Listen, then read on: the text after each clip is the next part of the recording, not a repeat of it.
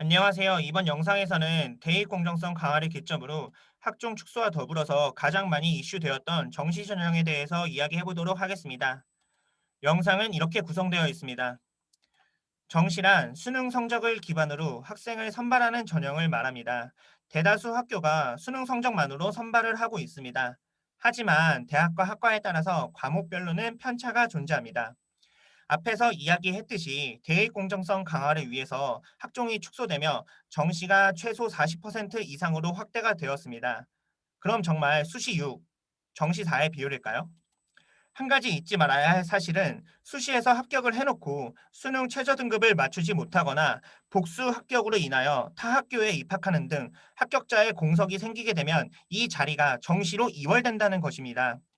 2월은 반드시 있기 마련이고 수시에서 인원이 줄어들고 정시에 추가가 된다면 사실상 5대5로 봐도 무방하다는 것이고 정시의 중요성이 상대적으로 더 올라가는 것입니다. 그러면 대일이 정말 공평해지는구나. 정시가 확대되면 우리에게 더 좋은 거구나라고 생각할 수 있습니다. 쉽게 그렇게 볼 수 없는 게 N수생의 존재 때문입니다. 2023학년도 즉 올해 고1, 04년생 학령 인구가 대략 43만 명인데 통계적으로 이중 수능에 응시할 인원은 약 29만 명으로 추산 중입니다. 재학생은 점차 줄어들고 있는데 N수생을 보시면 계속 22에서 23%대를 유지하다 작년 수능에서 26%까지 상승했습니다. 2023학년도 여러분 때는 더할 거로 예상이 됩니다. 2015 교육개정에 따라 기존의 이과에서 공부하던 학생들이 재수, 삼수를 하게 될 시 큰 메리트를 얻을 수 있기 때문입니다. 여기에 반수생도 조금 더 붙게 되는데 쉽게 말해 어느 정도 좋은 대학을 다니다 그 이상을 바라보고 6개월 정도 휴학을 하고 수능을 다시 보는 아이들입니다. 공부에 대한 가닥이 잡혀있던 아이들이고 기본적으로 상위권 학생들이라 쉽게 좋은 성적을 거둘 거라 짐작이 가능합니다. 결론, N수생이 늘고 있다는 게 중요한 건데 그러면 이렇게 생각할 수 있습니다. 나는 N수생이 이길 수 있다. 나보다 1, 2년 더 공부한 게 뭐 대수일까? 과연 그럴까요? 2016년부터 2020년 작년 수능까지 서울 소재 주요 12개 대학 정시전형 합격생에서 재학생과 N수생 비율입니다.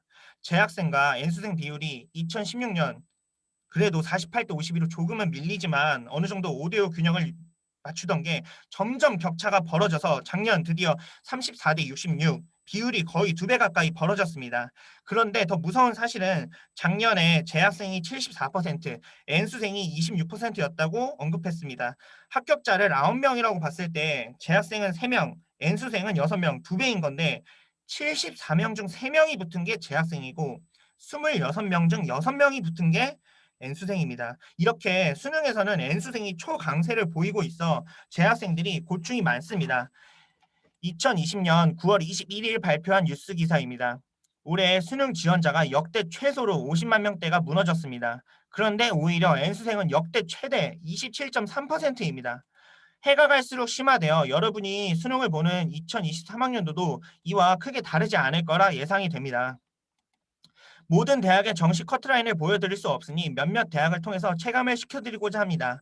학생부 교과 전형의 영상에서 광운대가 잠깐 언급됐었는데 대다수 학부모님들, 학생 여러분이 광운대를 생소하게 느끼실 거라 생각합니다. 설마 그런 대학조차도 못 갈까? 생각할 수 있다고 짐작이 가는데 한번 보도록 하겠습니다.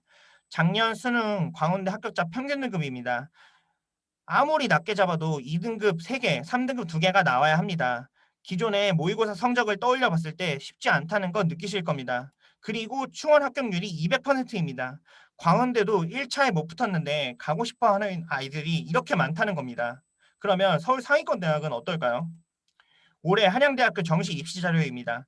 합격자 100분위 평균이 학과마다 다른데 92에서 98%까지 분포하고 있습니다. 제일 낮은 과가 도시공학과 92%입니다. 그러면 이 92%가 어느 정도 성적이 나와야 하는지 보겠습니다.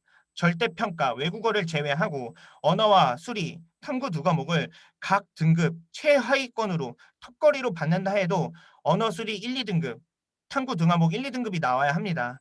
제일 낮은 학과가 이 정도입니다. 정말 열심히 공부해야 한다는 게 느끼셔지나요? 여기까지 하고 영상 마치도록 하겠습니다. 그 외에 문의사항은 학원으로 연락 주시기 바랍니다. 감사합니다.